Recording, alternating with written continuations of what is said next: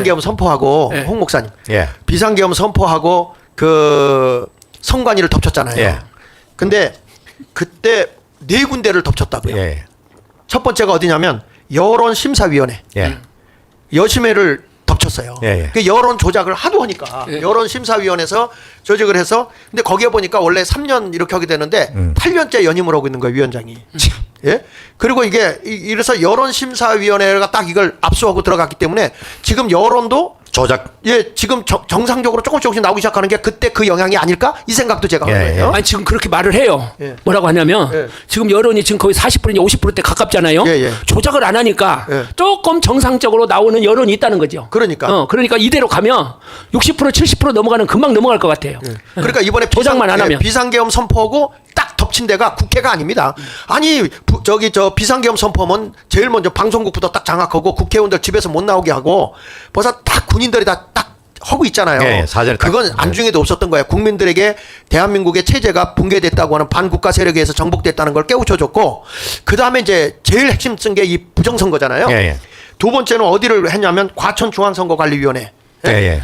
그러니까 왜냐하면 이게 포렌스식을 해야 전산이 다 나오잖아요. 네. 조작하는 게 네. 해커들에 의해서 조작됐다는 게 나오기 때문에 과천중앙선거관리위원회를 접했고 세 번째 가서는 수원중앙선거관리위원 연수원 있죠. 네. 연수원.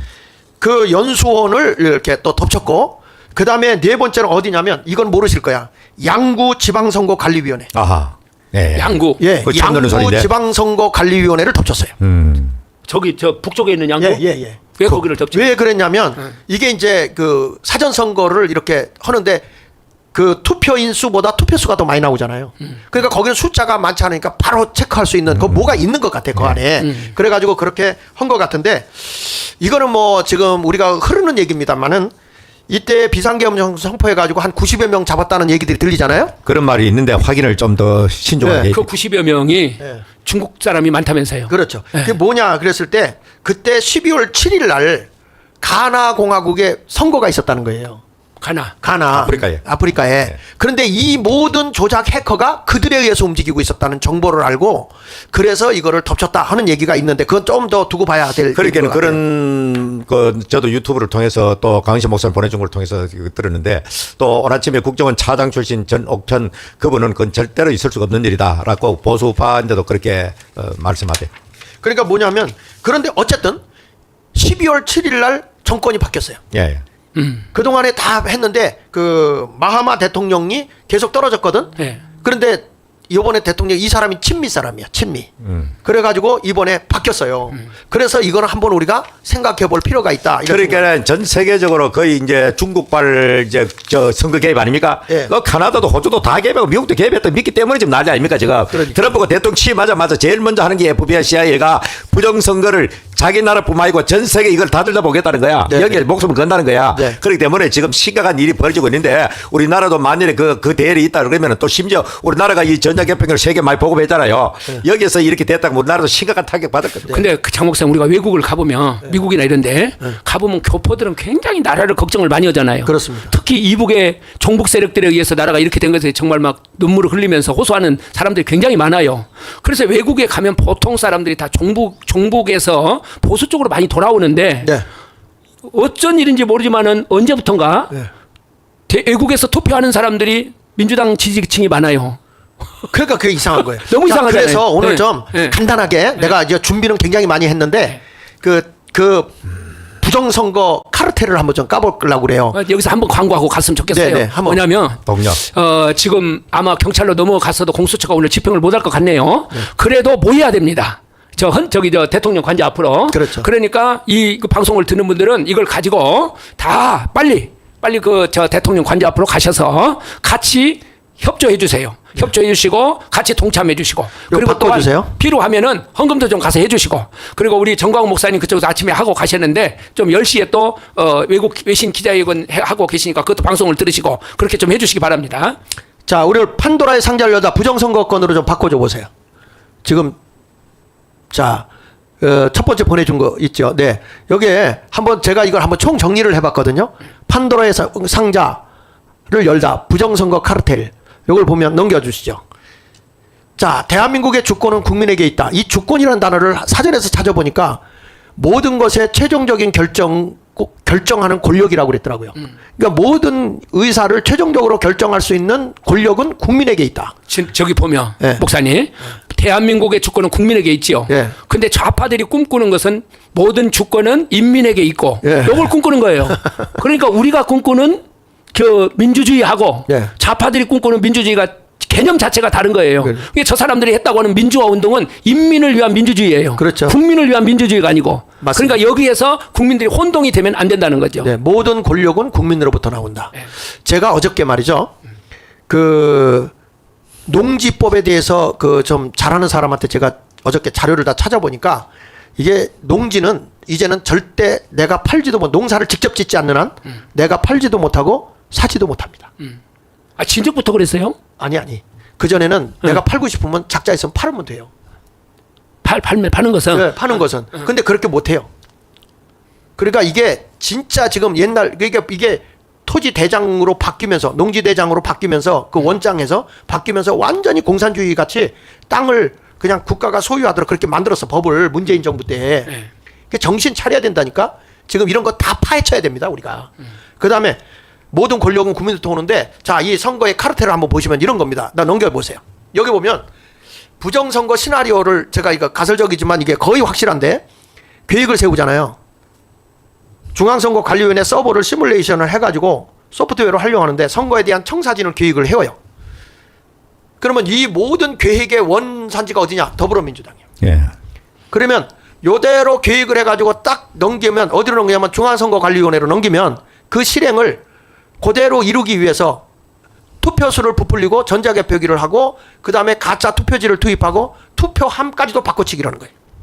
이거 이번에 이거 다 밝혀내야 됩니다. 이거 우리 그리고 이거 안 밝히면 대한민국 희망 없는 거지. 끝나는 거죠, 저게. 우리 주권을 다 뺏긴 거니까. 끝나고 저 베네수엘라 자꾸 하는데 베네수엘라 투표를 통해서 저렇게 되어버린 거예요. 맞습니다. 예? 네. 우리나라도 지금 현재 이 상태로 우리가 가면은 자꾸 베네수엘라 그러는데 나는 이북식으로 가는 거예요, 저게. 이북식도 이북식이지만은 나는 지금 이번 기회는 나는 중국이 영향이 제일 크다. 예.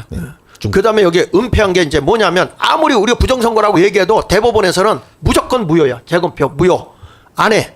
그러니까 여기 보면 더불어민주당 계획 세우고 실행을 중앙선거관리위원회에서 하고 그거에 대해서 은폐를 시켜주는 게 대법원이요.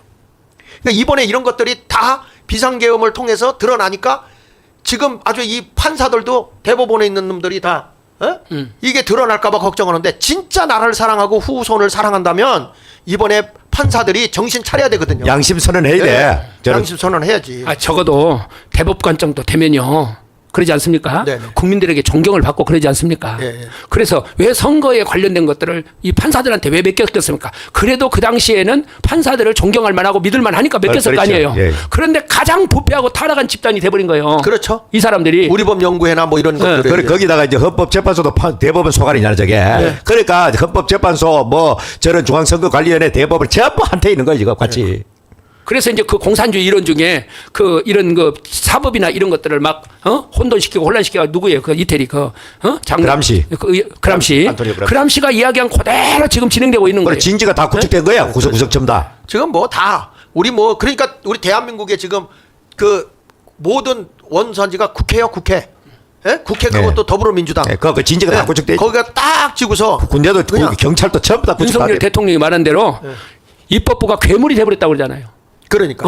아니 대통령이 같이 협치를 하고 해야 될 그 입법부를 보고 어떻게 저런 단어를 얼마나 그 속을 깊이 알면 대통령이 입법부가 대한민국의 괴물이 돼버렸다. 종북 좌파 세력의 그 괴물이 돼버렸다 지금 그러지 않습니까 지금? 나는 윤석열 대통령이 이제 계엄령이 요즘 와가지고는 계몽령이라는 좀 신조어가 나오더라. 계몽령. 계몽하는 국민을 계몽하는 계엄이다. 그런 식으로 말하는데 나는 이 상당히 성공했다고 봅니다. 만일의 경우 이거 그렇지 않았다면 이 자유우파 국민들이 깨어나지도 못하고 소리 소식도 없이 깨구리 전법 뜨심으로 있다가 죽는 것처럼 대한민국이 아무 저항도 못하고 끝날 뻔한 그런 위기 속에 있었는데 깨우쳐줌으로 말미암아 이제 다시 깨어나가지고 광화문으로 이 대통령 관저로 또 인기 지지도가 폭발적으로 상승하고 이런 현상이 일어나는 겁니다. 지금. 맞아요. 예. 자, 하나 넘겨주세요. 자, 더불어민주당이 어떻게 계획을 세웠는가 한번 볼게요. 넘겨주시죠. 여기 보면 20년 총선. 그러니까 이게 부정선거가 이번하고 그 전에 아주 노골적으로 나왔거든요. 근데 이때 4월 16일 날 민주당의 그 전략기획위원장인 이근영이가 SNS에다가 글을 올려요. 뭐라냐면 선거 막판이 이러저러한 괴문서들이 돌아다니는데 실제 우리 당 전략기획과의 예측은 이렇습니다라고 얘기를 했는데 그게 뭐냐면 163석을 확보할 것이다. 그리고 우리가 사전투표 보존값을 1.71% 1.71%라는 것은 무슨 얘기냐면 71%의 그 사전투표 보존값을 늘리겠다. 그러니까 투표함을 그만큼 투표를 집어넣겠다 이거야. 그래서 17표를 가져오겠다는 건데 정확하게 163 플러스 17표, 예, 예. 180표가 나오고 정확하게 지금. 정확하게. 예. 예? 어떻게 선거하기 전에 저렇게 할 수 있어요?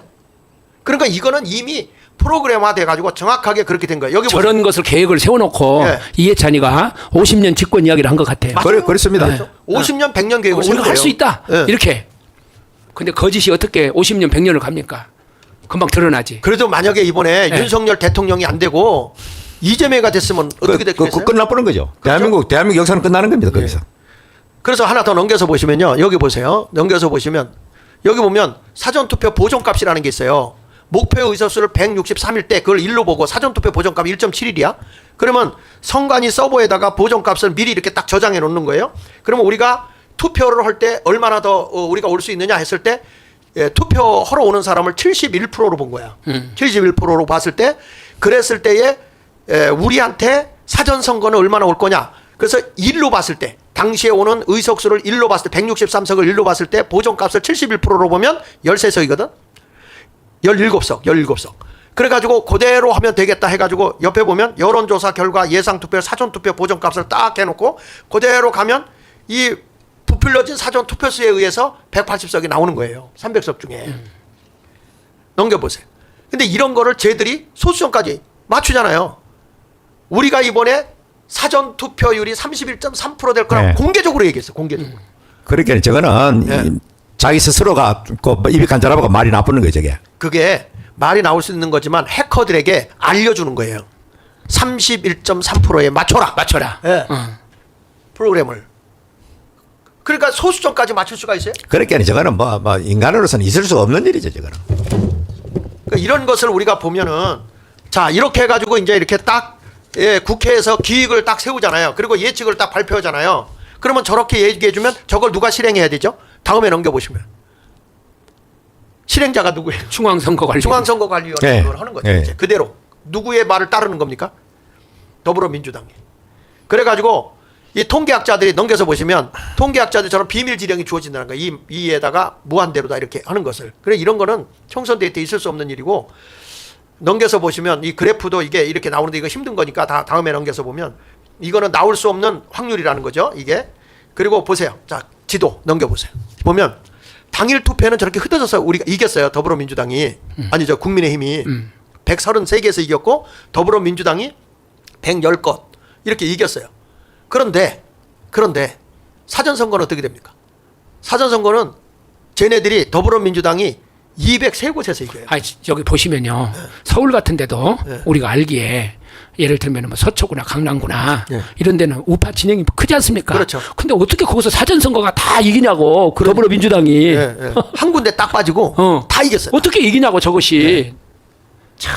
이게 불가능한 일이죠. 그러니까 우리가 이런 걸 보면 자 그래서 이런 얘기 넘겨서 보면 이 일론 머스크가 한 얘기가 있어요. 넘겨주세요. 거기 보면 자 투표자가 직접 가서 투표하는 경우 적어도 카메라로 투표자 수를 세워서 실제 투표수와 비교해 봄으로써 대규모 부정선거를 방지할 수 있기에 우편 투표와 드롭박스 투표는 허용되지 말아야 한다 이렇게 얘기를 했는데 우리나라는 사전투표로 갔을 때 사람 가는 거 CCTV를 못 비치게 가렸잖아요. 예. 근데 실제적으로는 이 투표수하고 사람이 투표로 간 걸 CCTV에 확인해가지고 숫자를 맞춰봐야 된다는 거예요. 우리는 사전투표 같은 경우는 관내 지역에서 할 때 보면 이름도 안 쓰잖아요. 컴퓨터 안에만 들어가요. 그래가지고 그때 조사해보니까 생존하지도 않은 사람 100 열 몇 살짜리가 들어가고 이름도 없는 사람이 들어가고 막 그랬잖아요. 그러니까 이런 것들을 보면 그러니까 우편투표 막 모대기로 집어넣는 거예요. 자 넘겨서 보십시오. 민주당이 사전에 세팅한 목표 투표수를 실제 언론에 말해버린 거는 이게 다 계획에 맞춰서 하도록 한 거죠. 자, 그럼 넘겨서 어디를 보느냐면 이제 여기를 봅시다. 시간이 없으니까 이제 끝내야 되니까 넘겨주세요. 하나 더 넘겨줘. 여기 보면 요게 이제 얘네들이 왜 그러냐면 앞으로 한번 더 가보실래요? 아까 얘기할 때 얘들이 사전 선거값을 71%에 맞췄단 말이야. 투표로 올 사람이 71%다. 그런데 몇 프로가 왔느냐면 이때 67%가 온 거야. 예. 그러니까 4%가 모자라잖아. 예. 그러면 어떡하냐면 자기들이 다 계산까지 다 맞춰놨으면 그대로 쭉 가는데 예. 이게 4%가 떨어져 버리니까 이걸 조작을 다시 해야 되는 거예요. 그 투표수가 안 맞는다는 거잖아요. 그렇죠. 저렇게. 그래서 당일 투표자 수가 지금 저게 오후 1시 12분 58초인데 965만이잖아요. 그런데 당일 투표자 수가 거기서 얼마가 지났죠? 14분이 지났어. 예. 14분이 지났는데 줄어. 예, 줄었어. 줄었어. 5,513표가 예, 줄었어. 감소했어요. 그럼 어디로 간 거예요, 저게? 그러니까. 근데 6시 18초에 어떻게 되냐면 당일 투표자 수예요. 네. 보면 1,436만 7천이잖아요. 네. 그런데 얼마가 지나면 49분이 지났어. 49분 14조가 경고했는데 306표가 감소했어요. 이게 왜 그러냐면 조작을 막 하는데 줄여야 되니까. 이런 거- 그러니까는 개판이 좀 한마디로 있을 수가 없는 일이 벌어진 거예요 지금. 자, 하나 더 넘겨서 보면 이게 또 얼마나 웃기는가 보세요. 지금 이게 보면 4시 41분에 오후 1335만 3455표가 나왔어요. 그런데 3분이 지났을 때 갑자기 1300이 470만 7천으로 뚝 떨어져 버려요. 이거 어떻게 봐야 돼요? 홍 목사.